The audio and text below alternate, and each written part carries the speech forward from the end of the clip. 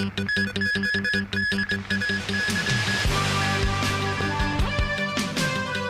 decision later tonight on whether to issue the number 8 storm signal. A smartphone app shut down because of privacy concerns. And Ma Ying-jeou visits New York University and Ground Zero.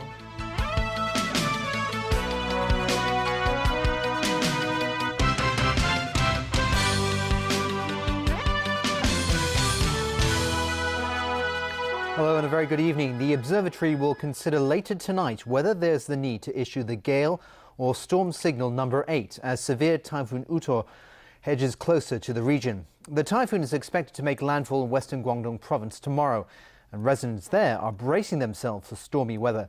Evelina Leung has our top story tonight. Heavy downpours and strong winds swept across the city this afternoon as severe Typhoon Utor edged closer to the region. This was the scene at Victoria Harbour. And even umbrellas couldn't help pedestrians stay dry amid the stormy conditions. The observatory said it would decide later on tonight whether to issue a higher tropical cyclone signal. According to the updated forecast track of severe Typhoon Utor, Utor will be closest to Hong Kong tomorrow morning, skirting up within 300 kilometers to the southwest of Hong Kong. Local winds will further strengthen overnight and also tomorrow. The observatory will consider the need of issuing gale or storm signal number 8 tonight. Stormy weather conditions are expected to last until Thursday. And it was the same over in Guangdong province on the mainland. Utor is expected to make landfall between Maoming and Zhangjiang in western Guangdong in the early evening tomorrow. Authorities say this will be the strongest typhoon to hit the area so far this year. An orange warning for waves and a blue warning for storm tides have been issued.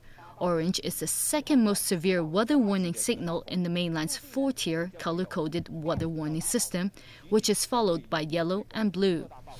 Shipping and railway services in the Chongjiao Strait, located between Hainan Island and Guangdong, have been suspended. Many fishing boats have been called back to ports. But authorities warned residents to brace themselves for more. The National Marine Environmental Forecasting Center has warned between now and noon tomorrow there could be waves as high as 10 meters in the northern part of the South China Sea. Evelina Leung, TVB News. A smartphone app has been shut down after the Privacy Commissioner for Personal Data found that it violates the city's privacy laws. Software developers are now being warned to be careful about the information they publish. Rani Samtani has more. The smartphone application called Do No Evil provides a database of information on litigation and bankruptcy cases from different sources, making it convenient for a user to view all case data about a person just by searching for the person's name. It targets employers who want to conduct a background check on potential employees. The details listed include sensitive personal data such as names, addresses, and partial identity card numbers. We think it is perfectly all right if the personal data are just being copied and transmitted. But if the personal data have been processed and to the extent of creating new purposes and putting it in the public domain, then there is a risk that the privacy of individuals could be violated. The Privacy Commission ordered the app developer to stop its app services last week after it received more than 70 complaints and inquiries about the app. In addition, it conducted a survey of the 60 most popular apps in Hong Kong and found that 40% of the apps did not provide privacy policy statements explaining how they use private data collected from users. Experts say the public needs to be more aware of the data that app developers record. This includes location data, account information, and SMS messages. Using this data, anyone with the right skills can gain access to a user's private accounts and personal information. Software developer Sam Lee said users need to be careful of malicious spyware applications, but assured that most developers don't have hidden agendas. For the industry practice, what we focus in the how to get the user adopt on the apps. And I don't think the intention is trying to steal the private information from the users. Tech experts recommend smartphone users to be more vigilant when downloading apps, and as a precaution, switch off location services for apps that don't require GPS access to prevent malicious users from accessing your personal data. Rani Samtani, TVB News. Turning overseas now, Taiwan's President Ma Ying-jeou made the most of his time in New York as he visited his alma mater, New York University, and paid his respects at Ground Zero. He also met with New York Mayor Michael Bloomberg and a prominent congressional lawmaker. Ma Ying-jeou was all smiles as he visited New York University, where he graduated with a Master of Law degree in 1976. He was there on a private, low-profile visit. The university officials seemed delighted to welcome him back. So we're very happy to welcome the president back to NYU. He's a graduate. He met his wife here. His visit to NYU was one of many engagements Ma had that day. The Taiwan leader also visited Ground Zero in Lower Manhattan to pay his respects to the thousands killed in the terror attacks on the World Trade Center on September the 11th, 2001. 6 Taiwanese people were among those who died when 2 hijacked planes crashed into the Twin Towers. Earlier, Ma met with New York Mayor Michael Bloomberg, who was glowing in his praise for the Taiwan president. It was a wonderful meeting, and America's lucky to have Taiwan as an ally. Ma also had talks with a prominent congressional lawmaker before heading off to Paraguay and the Caribbean. The top Democrat on the House Foreign Affairs Committee, Eliot Engel, said he discussed with Ma on how to strengthen ties between the two sides. Staying in America now, and in a shocking ruling that exposed blatant racial profiling by U.S. authorities, a U.S. judge ruled yesterday that the New York Police Department's stop and frisk crime-fighting tactic is unconstitutional. The stop and frisk practice targeted racially defined groups, resulting in the discriminatory stopping of tens of thousands of blacks and Hispanics, while the city's highest officials turned a blind eye. But Mayor Michael Bloomberg vowed to appeal the ruling. He said police only stop and frisk those who happen to be in the area where a crime was committed and fit the suspect's description. The judge ordered the NYPD to adopt a policy to ensure unreasonable searches and seizures are not carried out. Well, we have frightening video from the U.S. state of Florida capturing a massive sinkhole swallowing up the part of a resort villa near Disney World. No injuries were reported.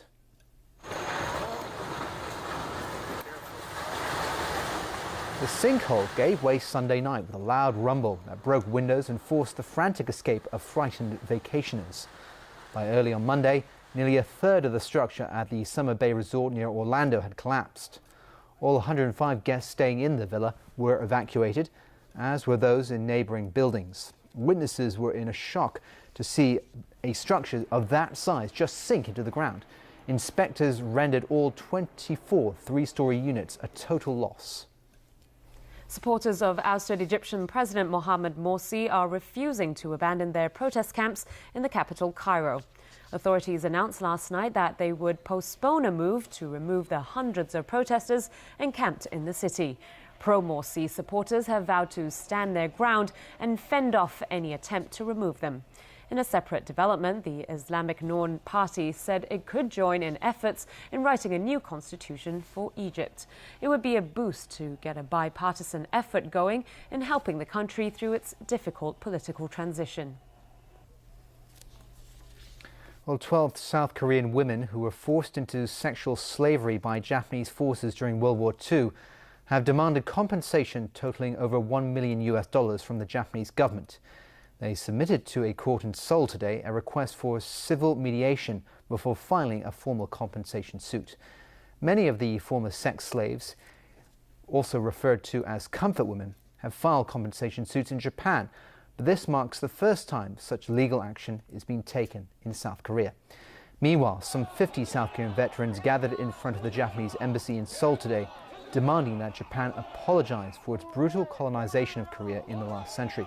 They placed a wreath beside a comfort woman statue set up near the embassy. This comes as Koreans commemorate the 68th anniversary of their country's liberation from Japanese rule this week. The protesters criticized Japan for distorting history by denying atrocities during the colonial era. They also denounced Japan's claim to the disputed island of Dokdo. In another development, a South Korean Foreign Ministry spokesman said planned visits to the Yasukuni War Shrine by Japanese politicians will be unacceptable. The visits are due to take place on Thursday, on the anniversary of the end of World War II. Researchers have found what they say are specialized bone tools made by Neanderthals in Europe thousands of years before modern humans were able to do such things. The discovery suggests that the distant cousins of Homo sapiens were more advanced than previously thought. In a scientific paper published yesterday, researchers discussed their discovery of 4 bone fragments in southwestern France. The scientists believe they were used to make animal hides tougher and more water resistant. They believe the oldest tool is about 51,000 years old. And still ahead in the news. New tests for a severe type of pneumonia. A giant illegal structure in Beijing. And a futuristic transportation concept in California.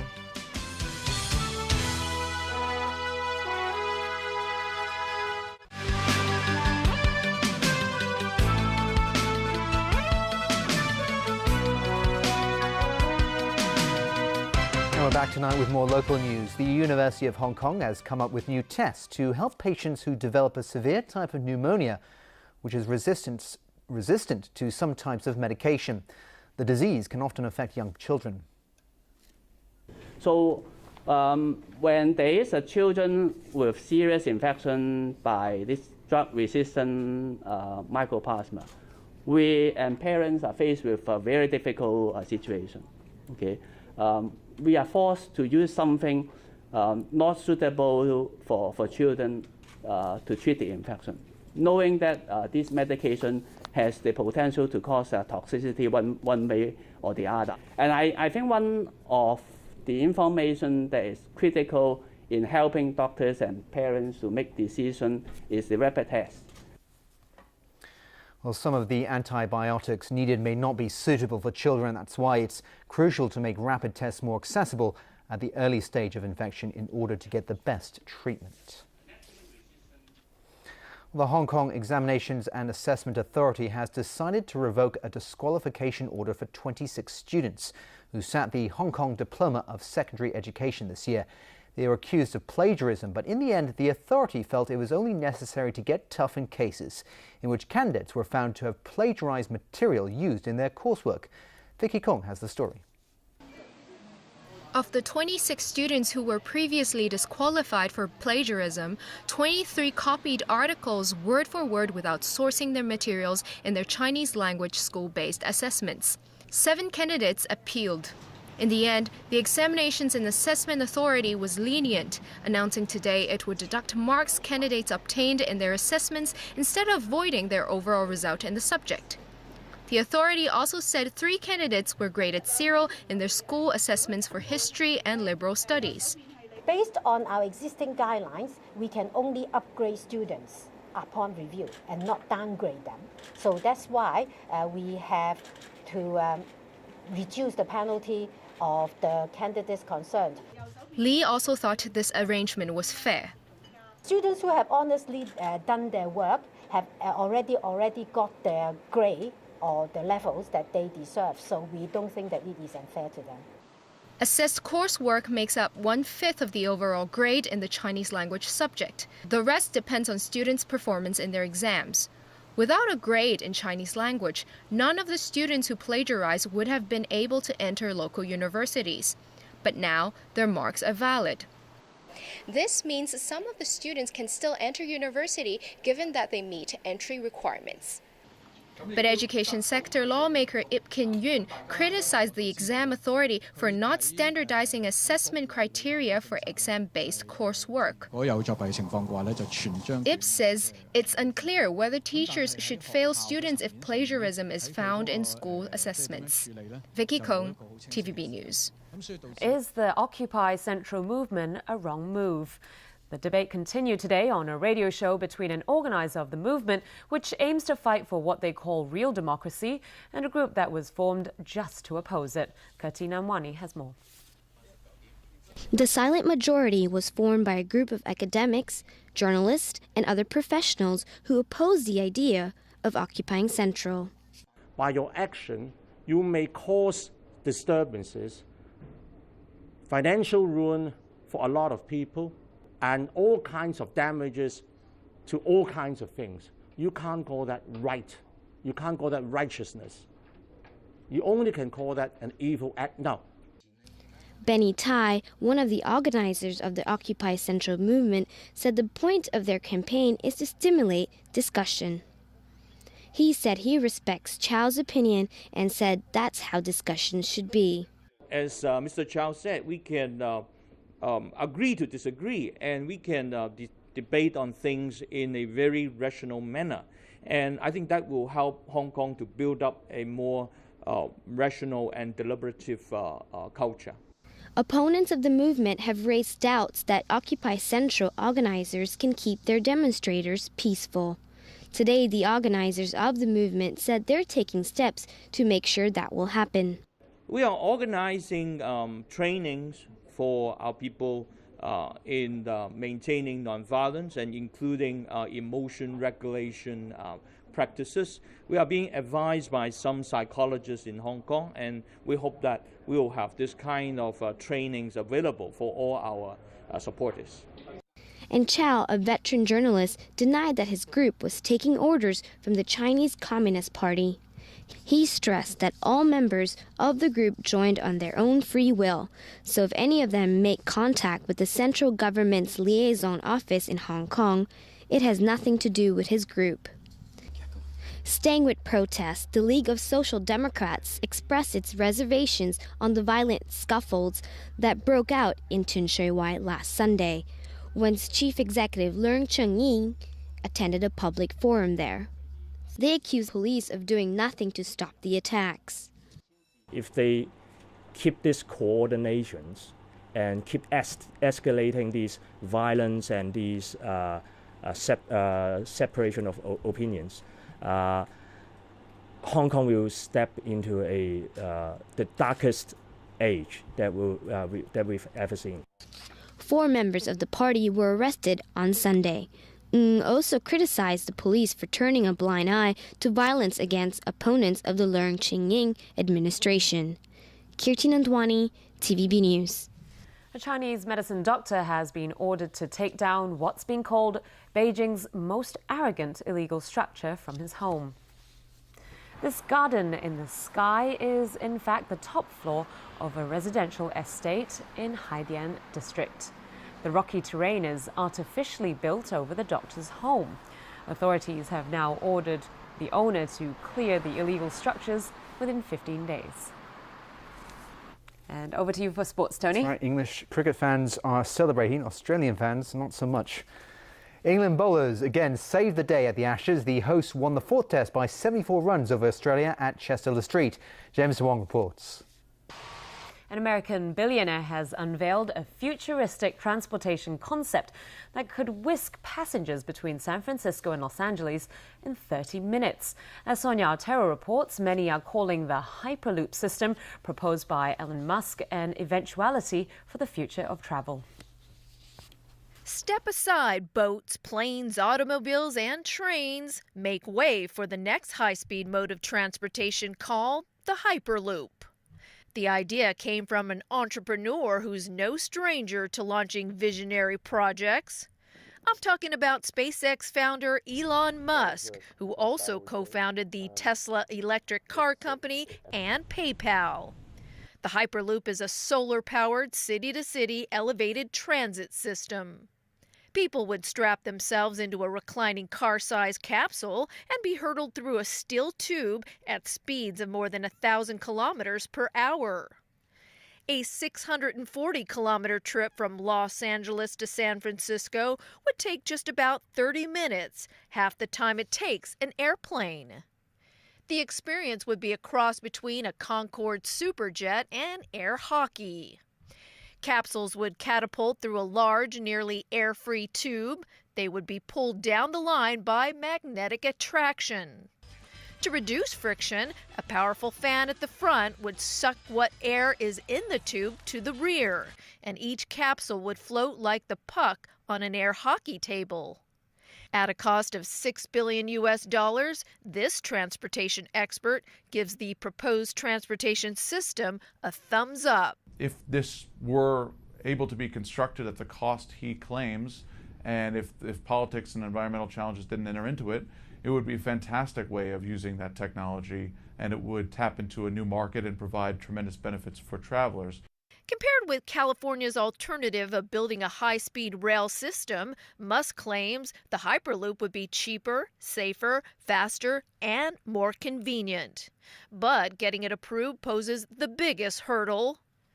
Even when you build an elevated, say an elevated train, which we do all the time in transportation, there are substantial costs to that in terms of right-of-way acquisition, and there are always environmental lawsuits challenging your ability to try to construct such rights-of-way. Well, it's not real teleportation, and Scotty can't magically beam you up. The Hyperloop is an open design that Musk is offering to anyone who could take this supersonic transit dream to infinity and beyond. Sonia Artero, TVB News. Well, let's hope that comes true quickly. Looks like fun. Thanks for watching. Good night.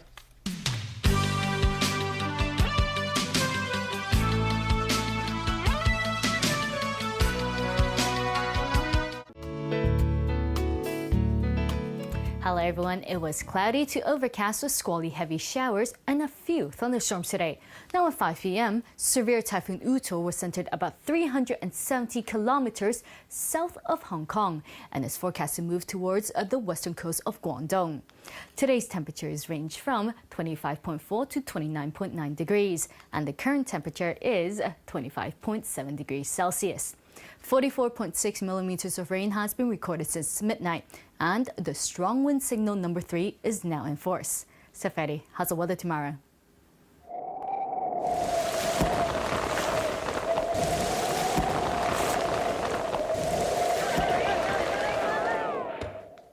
Winds will strengthen further overnight, and it will be cloudy to overcast with heavy squally showers and a few thunderstorms tomorrow.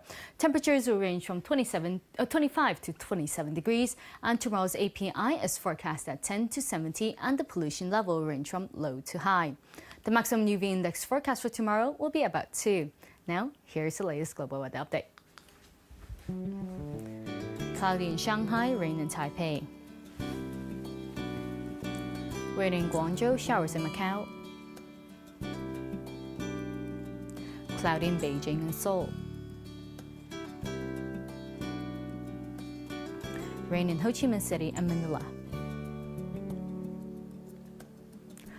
Thunderstorms in Singapore, showers in Jakarta. Rain in Karachi and Mumbai.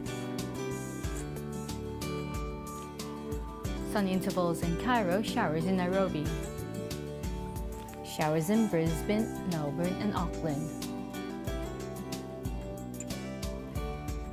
Sunny in Toronto and New York. Sunny intervals in Vancouver and San Francisco. Sunny in Paris and Zurich. And that's the weather. Have a great evening.